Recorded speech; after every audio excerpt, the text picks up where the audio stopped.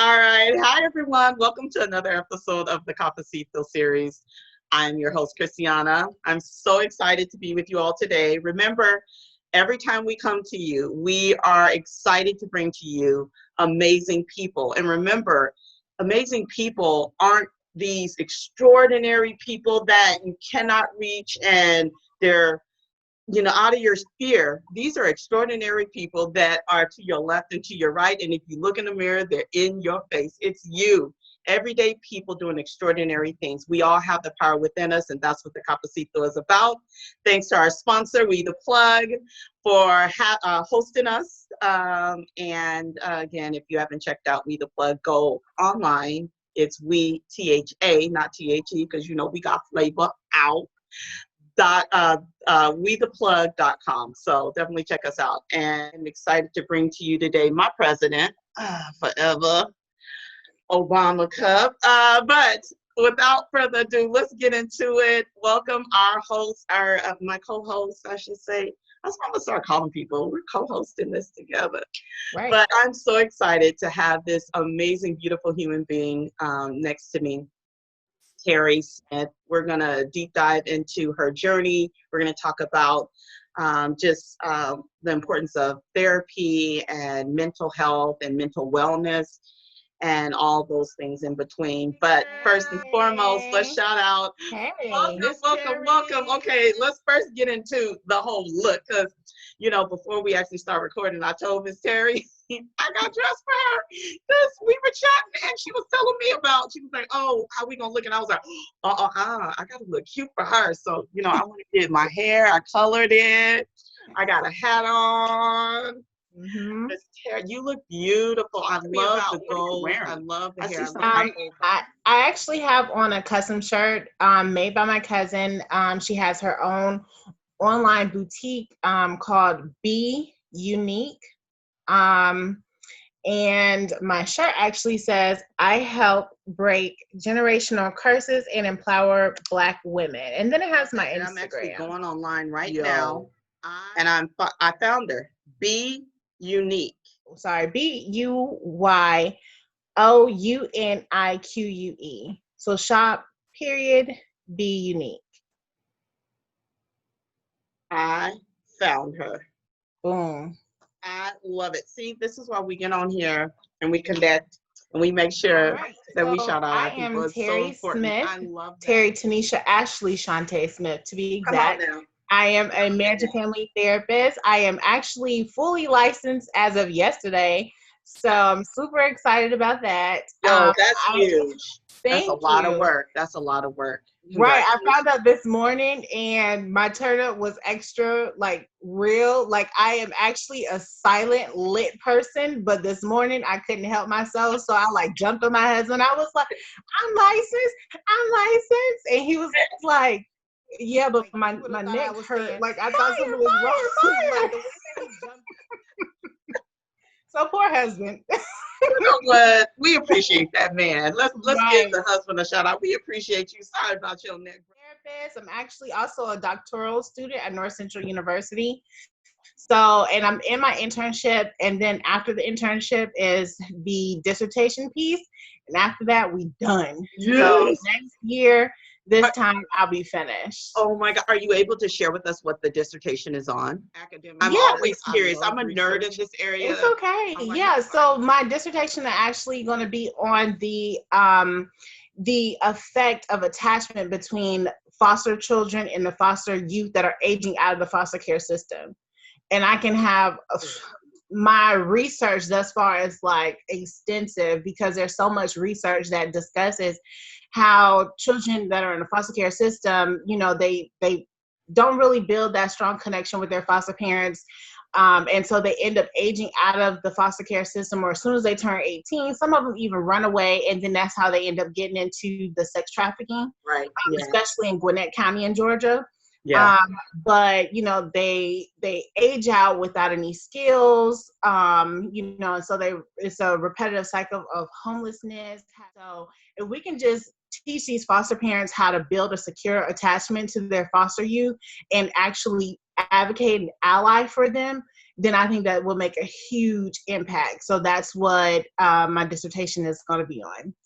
That is so huge and something that's so crucial. Even though my background is not in the foster care system, I have a lot of friends who are in that space and have talked and advocated for years around that. And so hearing that you are putting time and energy into this, and it sounds like working towards some type of solution, like this is very exciting, because as we all know, when the age out or when they run away and they're having children, more often than not, their children are then caught up in the system. And so you see this that goes on very generations until someone's able to break it, if at all. So, wow, congratulations. Generational curses. That's what it is. I'm so excited. I should have had a box of tissue, because I know I'm gonna get teary-eyed through this our chat today. I have been so excited to sit down with you, because therapy, counseling, mental health, mental wellness, it has been something that I have advocated for years, and not only just advocated it, I actually went into that field and found healing, not only for myself, but also it allowed me to heal relationships. And this was 10 years ago when I graduated from school and started going through all of this process. So 10 years later, I am still benefiting off of my schooling, off of the actual counseling work that I did. And I know that others in my life, family, friends, colleagues, work colleagues, are benefiting as well. So the value is priceless. So I am excited to just kind of have you share. I mean, this is where you are now, the doctorate student that's soon to be defending the dissertation, and now fully licensed. And you didn't talk, so you have a skincare line that also under that skincare line do other wellness treatments, or so I have sage and candles. I actually recently just got into saging. So I'd be a liar if I say, oh, I've been doing this for a long time, girl. No, I'm not even gonna pretend. But I have, my sister-in-law is like really into crystals and healing crystals, and then one of my good friends, yes. So one of my good friends, she's also into like what is it, like the new moon and like the zodiac signs, and you know, so she was that I can always tap into everything. So it was kind of like, oh, let me explore this. And as I was exploring it, it was like, oh, this is really cool. And then I started to do the sage and things like that, especially so in May, my 2-month-old actually passed away. And so she passed away in our bed. And so it was kind of like, okay, I want her ambience to still be here, but I want it to be like I don't know, like I want the vibe to kind of like go back to where it was, but like her presence being here. And so my sister-in-law suggested, you know, like saging and like doing like the paleo sticks and just, you know, like she was like, there's just so much food, you know. And so I just started doing that and started like really getting into herbs a lot more, and like drinking tea, meditating. Now I'm a little bit of a thickums, and plus I'm also tall, so I have height to me. So you know, I wanted to start doing like yoga and things that will actually bring me centered and, you know, and whole. And so after that, I was just like, okay, I can only imagine how many people, like I'm one of those kind of people who's kind of like old school. So I grew up a few years with my grandparents, and my grandparents, you know how there's like a corner store, and the people at the corner store, they knew my grandparents' name. So a lot of my customers, I know their names. So it's not like you just buy from me and like, it's just like oh, thank you for your money. It's like no, like I reach out to you in your DMs to make sure that you're good. Like I call them my Shay fam. So, I reach out to them, and like a lot of them, they're going through stuff as well. So it was like, okay, if I'm going through something, and, sometimes they share, sometimes they don't. But, if I know that I'm going through something and this is something that has been healing for me, then let me share with others. And so that's where, like creating the teas came from.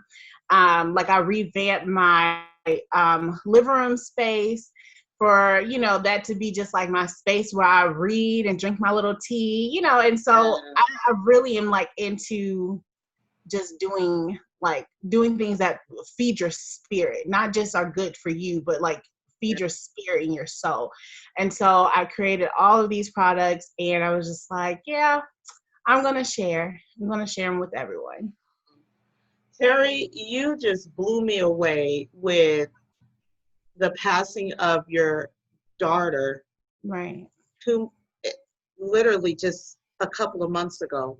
Mm-hmm. And for you to be able to articulate in such a beautiful way with how you are taking responsibility for your healing blows me away, because we've experienced loss in our family, but at an earlier stage. And I know everyone has a different healing journey, but are you open to just sharing, like, can you share like how did you get to this place to be able to be in a space where you can like communicate like in such a clear and concise way of, this is what happened, this is what I'm like, how did you get, because for me, I'm sitting before a conscious person, and I knew that from the beginning. And yet, and this is what this show is all about, in the midst of your journey of healing, Mm-hmm.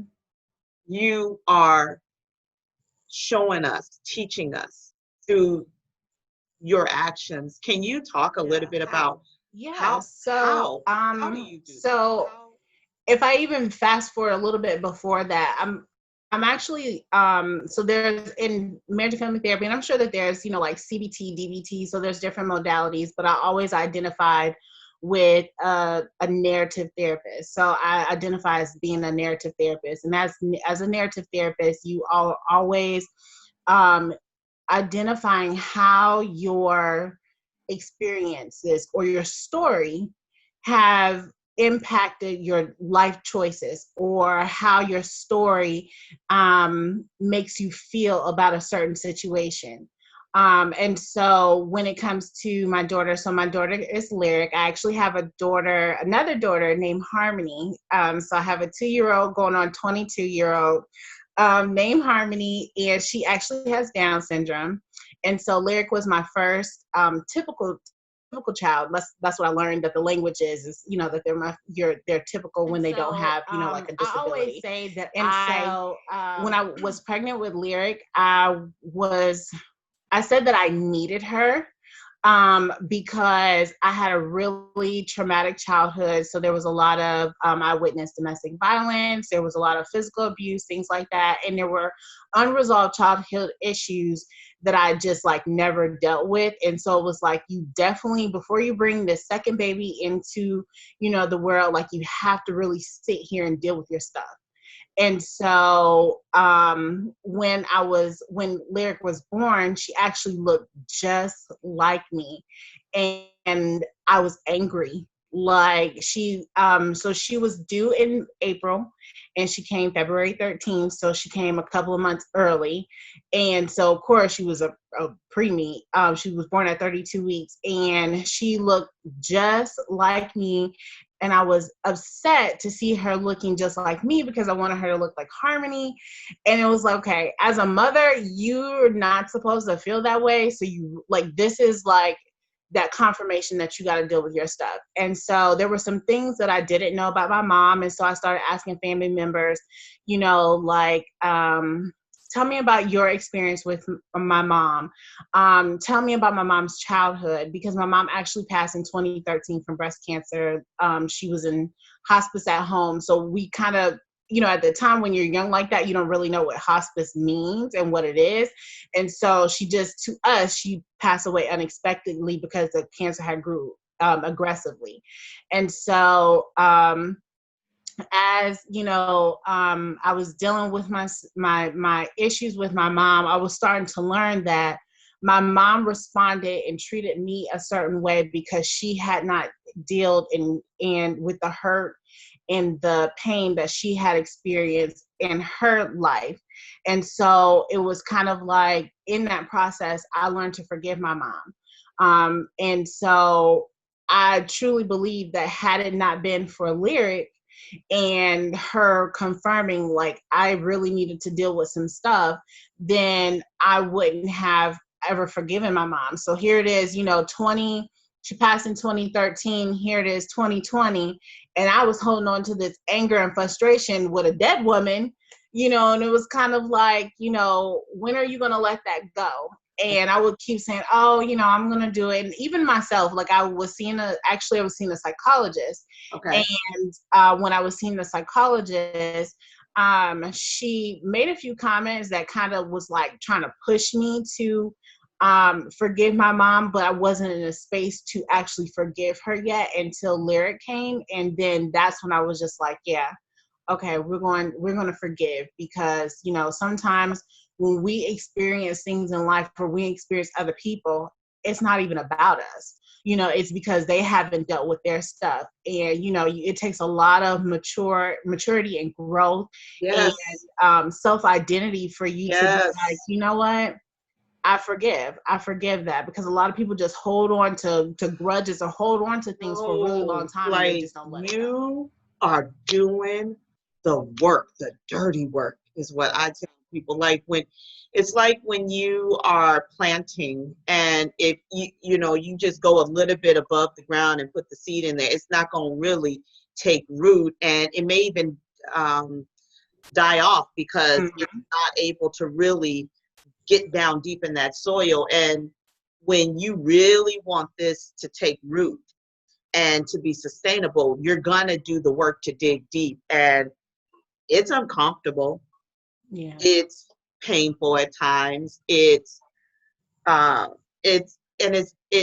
sometimes it lasts for long periods of time, and you're like, okay, when is this gonna be over? Yeah. Wow. Mm-hmm.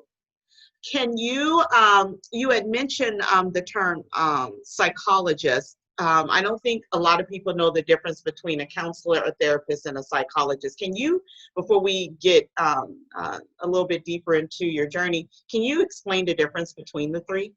Yeah, so there's actually more than just those three. So you have a psychologist. A psychologist is someone who does more so like psychological testing. They do like, say for instance, you are in the middle of a custody case and you need for someone to say that they are fit enough, the parent is fit enough to have the youth or custody of the youth. They would be the person who would go and provide, that service. They also, some of them also do therapy. So they, like, they don't want to just do psychological testing. So that's a psychologist. Then you actually have a psychiatrist, and the difference between a psychiatrist is that they actually prescribe medication. So a lot of people don't know that, especially my husband. He keeps saying, oh, so when you become this doctor, like, you can give me some medicine? He's just so extra. But the psychiatrist, when you're taking, yourself or your child to see someone to get medication, you would get that medication from a psychiatrist. And then there's a counselor or someone called an LPC, licensed professional counselor, and they are able to provide counseling services. But they're trained on different different modalities. So you might have one that might be doing CBT, which is cognitive behavioral therapy. Then you might have one that's doing DBT, like there's just a broad span of counseling that they can do. Some of them get certifications in trauma and things like that. And then you have LCSW or LCSW, which is a licensed clinical social worker. And social workers are trained in doing social work. So some of you might find some of them that will do counseling, but their background is actually in providing social services. So think of like I hate to say it, but like a DFACS caseworker. A lot of them, they have their backgrounds in social work because their role is to find, some do counseling, but some of them also are like resources or helping be an advocate or ally for a family who is in need. And then you have what I consider the best discipline of them all, which is marriage and family therapists. And we have a specific discipline in providing marriage and family therapy. We also do individual therapy. My background is actually, so I have a specialization in child and adolescent therapy. And then I also am trying to do a concentration or a focus on the Black experience.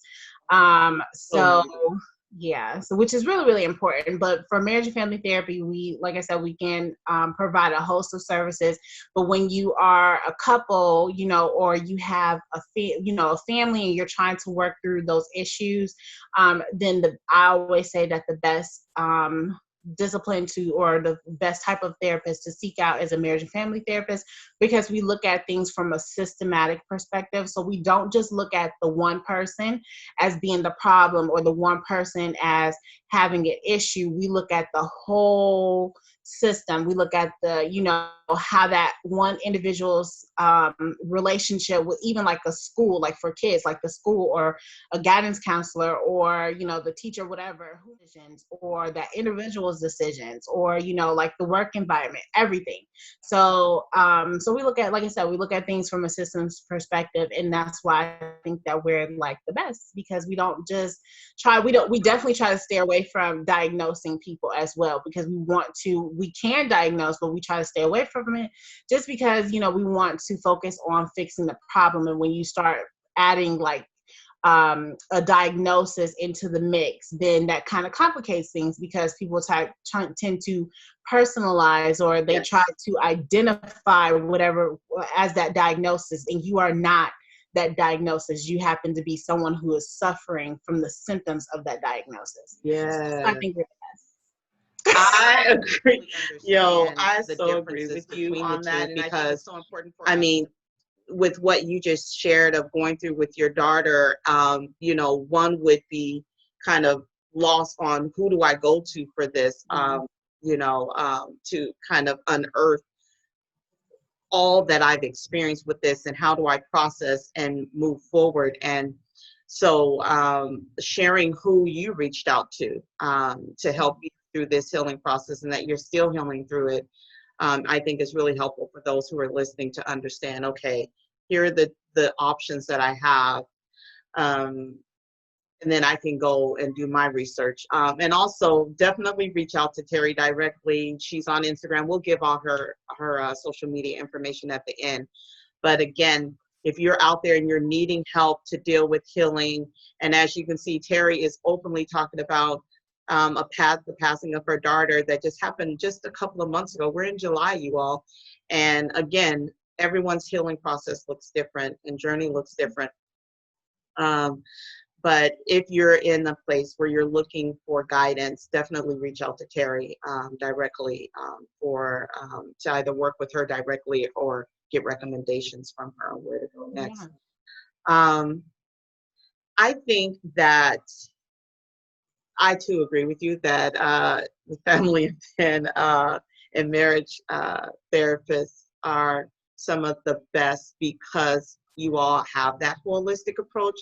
And whenever I would go into the schools and work with youth, I would always, talk with their teachers or whoever it was, the adults that was working with them, that we're not dealing with this 5-year-old child. We're dealing with everyone that 5-year-old child is impacted by. And that's why I think this is so important, because you're dealing with the holistic individual. Talk to us a little bit about, as you saw early on in your uprearing, that the trauma and all of this stuff, you kind of knew this is the direction you wanted to go into.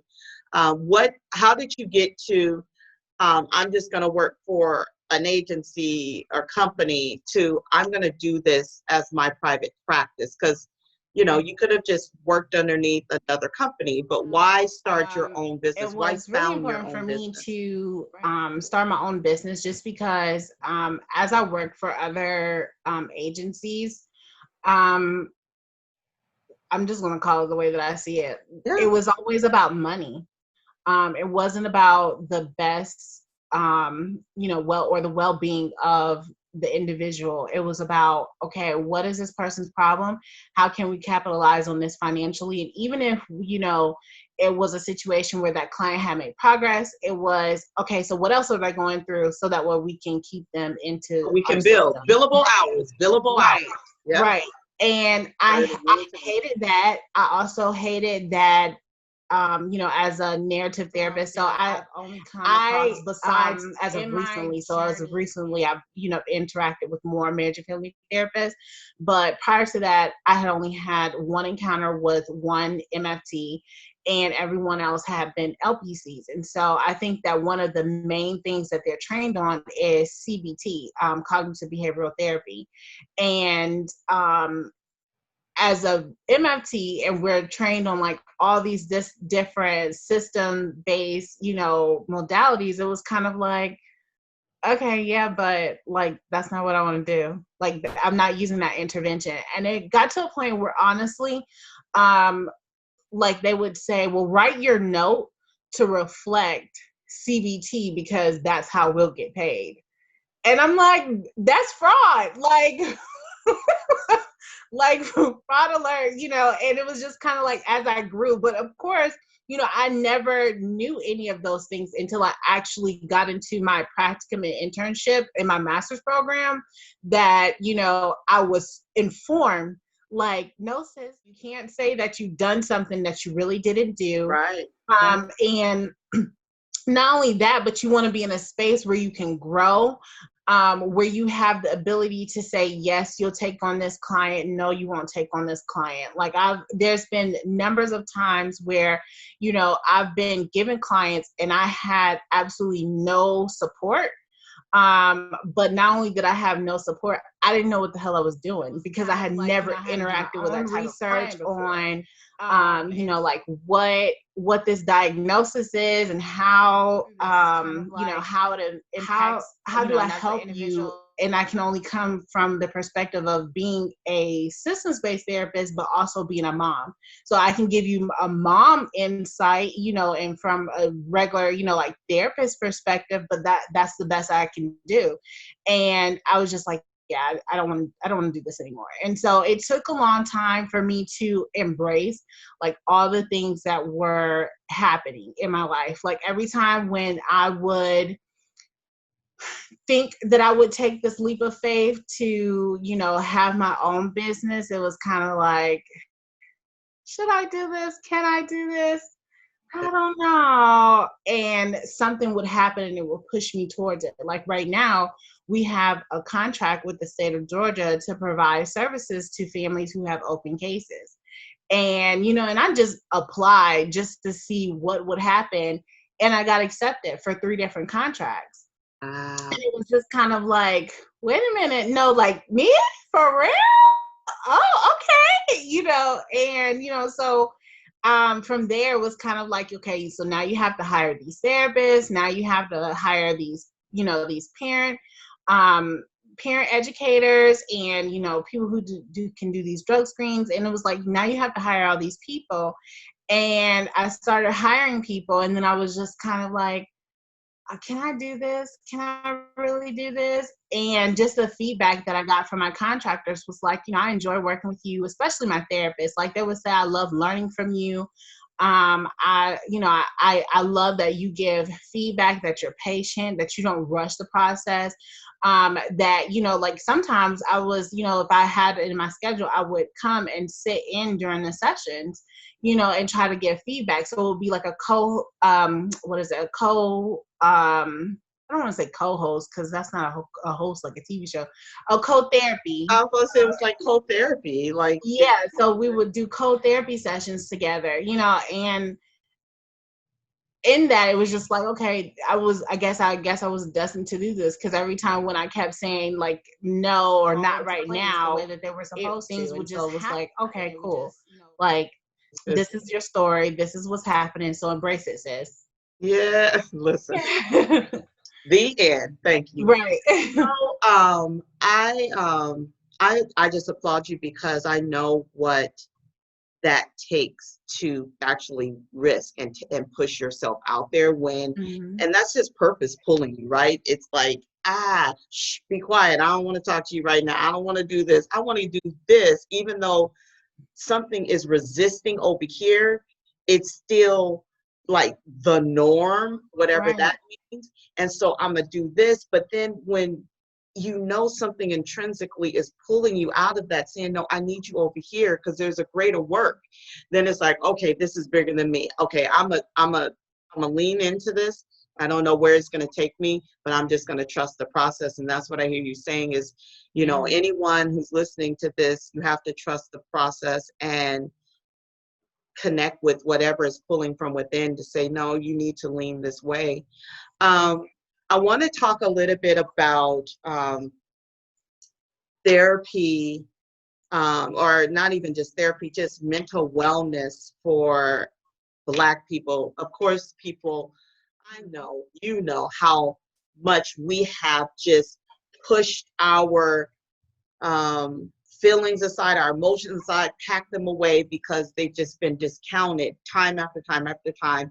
And even in your field, there's such few therapists made available, or counselors made available, or psychologists or psychiatrists made available that are Black. I even went on, I messaged Psychology Today. I think that's the online site. Girl, I typed in Black therapist. First thing that popped up was a Black therapist. The second one, a Black. The third one, a Black. I'm like, okay, cool. So I keep scrolling. Then there's a white woman, then there's a white man, I'm like, wait, I said Black there.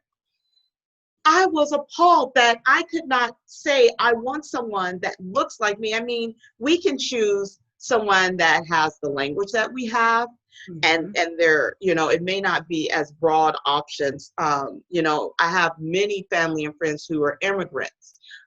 They want someone that has experienced something similar to their story. I mean, it just provides a more, I think, opportunity to fully open up. But I was so frustrated when I did that Google search, and I had 3 options, and then the rest of them were non-Black therapists, but came up listed on Psychology Today as listed as Black therapists. And I'm thinking to myself, I'm trying to think of what it is. So basically what I know it is there's a group of women, well, it's not even just women, but a group of therapists, and they're Black, and they are on my social media, but for right now I can't find them, and I wanted to like put them out there.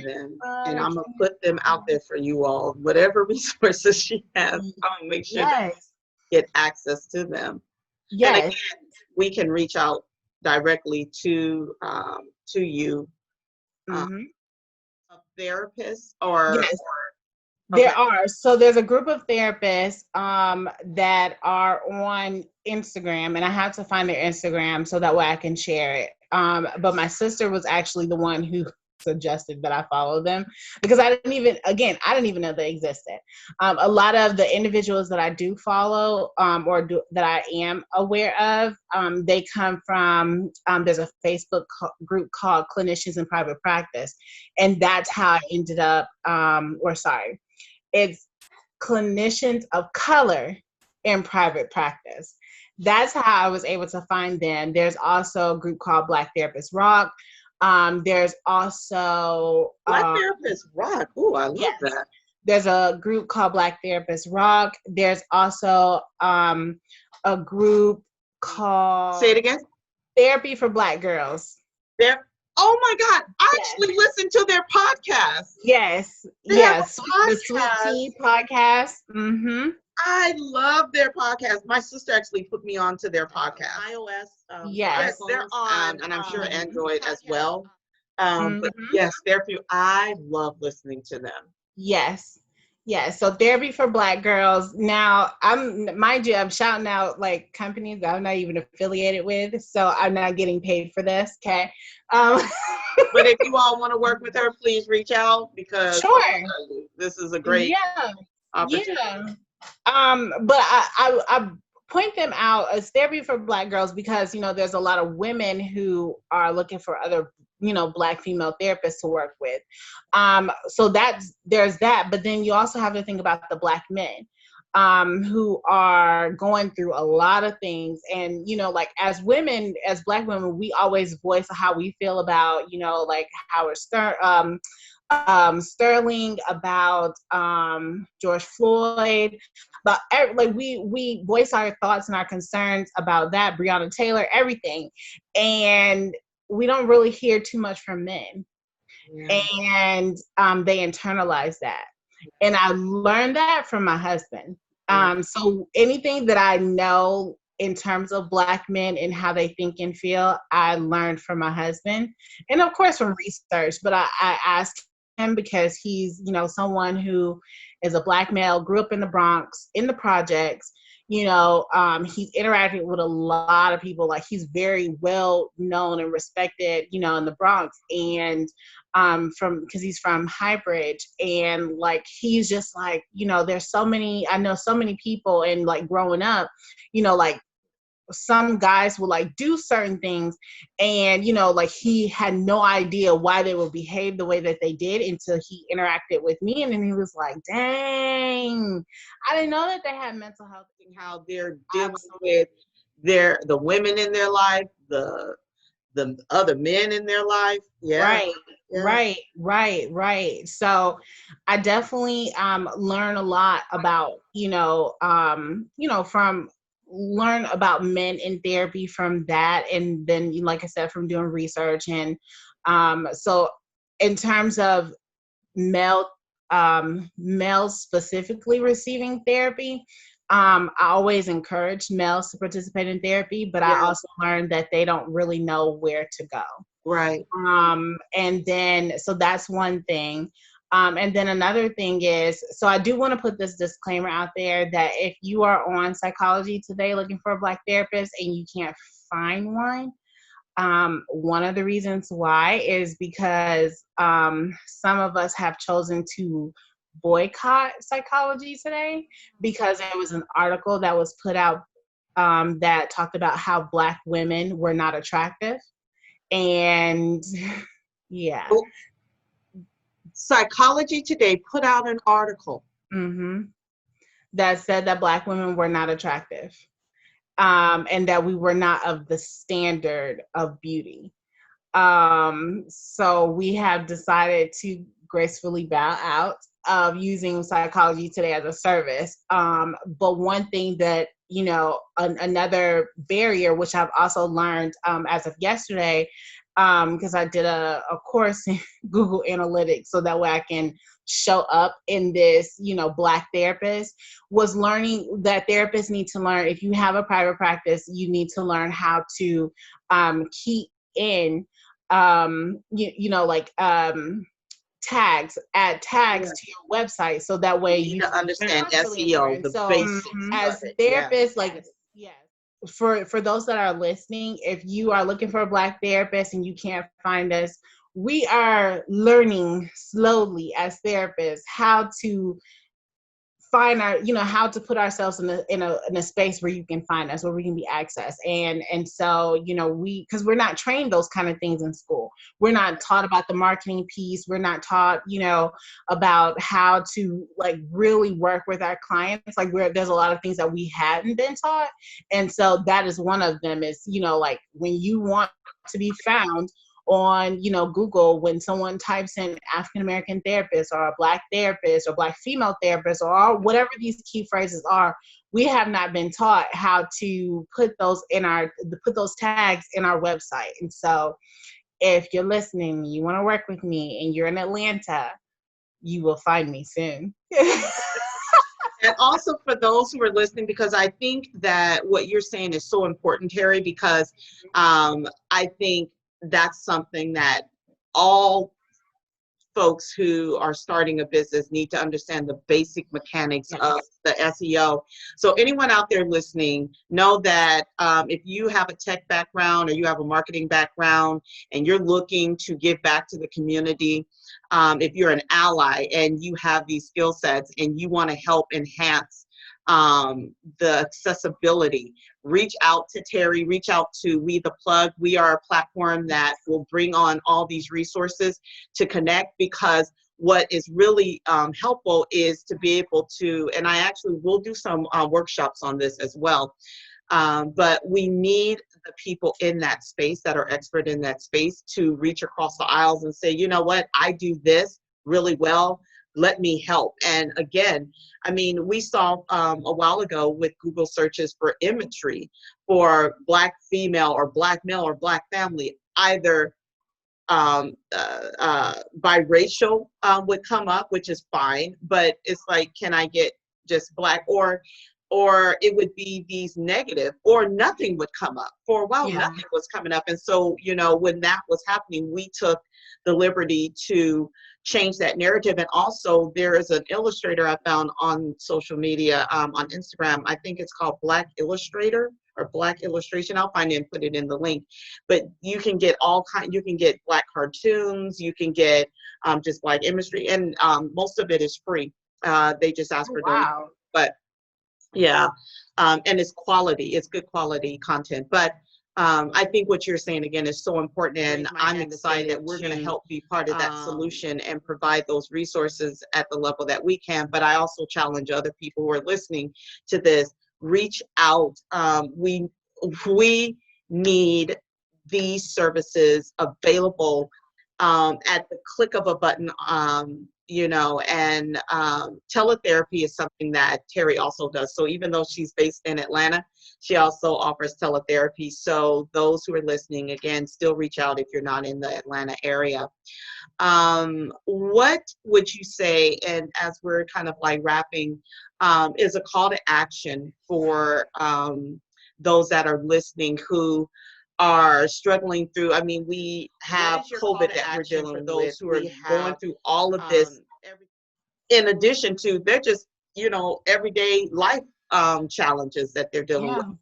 What is your call to action for them to help process through all of this? Honestly, it is to talk to someone.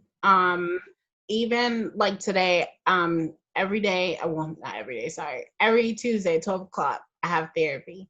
And I canceled therapy today because I needed to be here, so that way I can do my due diligence as a therapist and, encourage everyone to, find someone to talk to, find a therapist, especially as Black folks, like we are, so I think that as Black people, and especially as Black women, we're always taught or trained, to just keep going.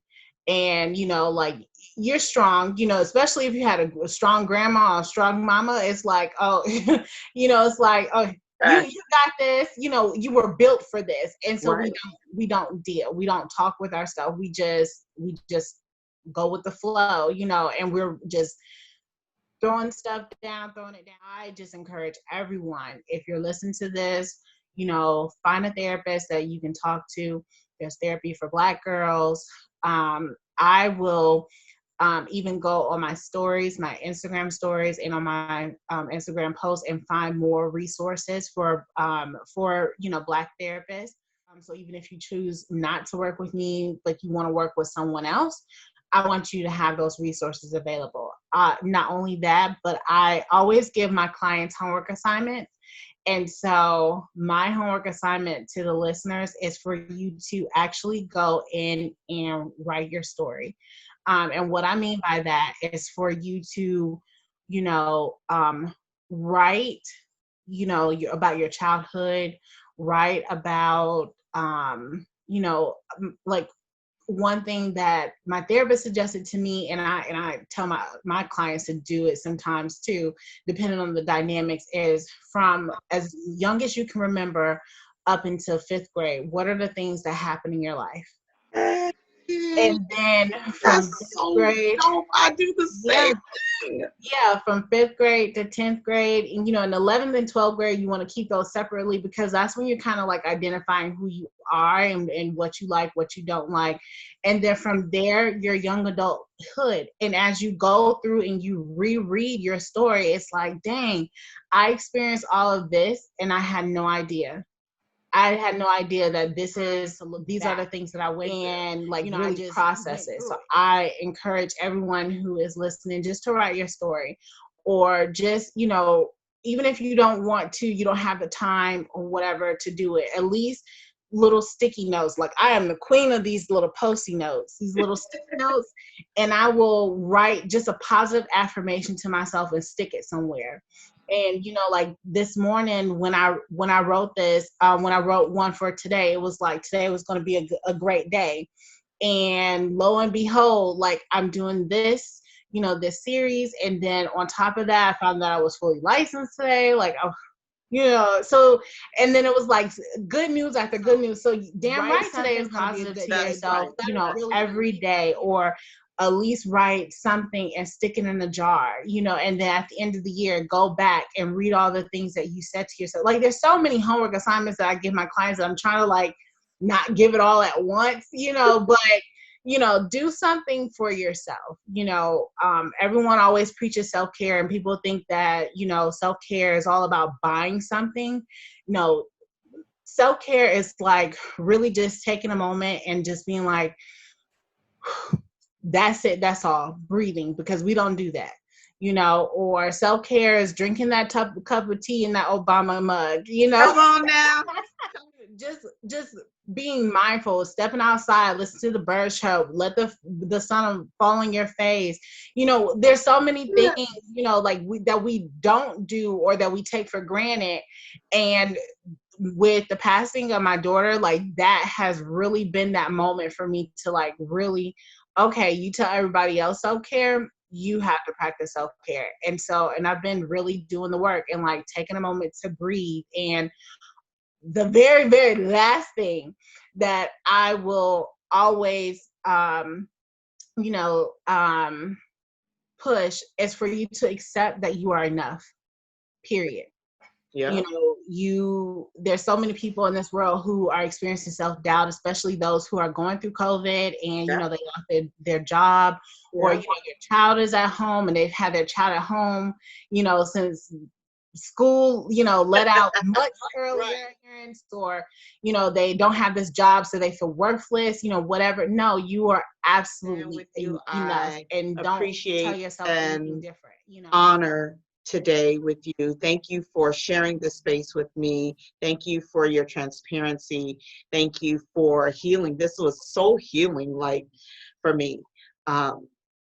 So before I get too emotional, tell the people where they can find you. Well, thank you. Thank you for having me. Thank you so much. I can be found on T Smith. Let me stop lying because I don't know my Instagram I think it's name. T Smith MFT. I think yes, that's on Instagram. Look, the fact that I don't know it. So T Smith MFT, and it's on my shirt. So I should just look down. Really? But T Smith MFT, that is on Instagram. Yeah. I have a Facebook page called Inspired by Grace. So I am not extremely active on Facebook, but I am. My skincare line is Shay_ology, at Shay_ology. That is my skincare line, and I talk to my, like I said, I talk to my customers like we family. So, and I do like, not just like, oh, buy this. Like I do my therapy stuff on there too. I don't know how to. Before you actually make recommendations. Yeah. Sense. I think that is such excellent customer service. I'm also have a website, ibgga.com. So you can find me there as well. And you can also send me an email. It's T Smith MFT Assessor, ASSESSOR @gmail.com. So I'm very accessible. You can reach out to me. And she's on the page. Yes. The plug membership page. She's on there. Yes. And she's on LinkedIn as well. So you all can find her across all social media. Are you on Twitter too? I am, but I don't. Look, I'm not a cheater. She didn't give y'all the follow her on there. Again, thank you so much, Terri, for sharing this time with us today and giving us those nuggets that we can take with us and apply to different parts of our life. I send love and light to you.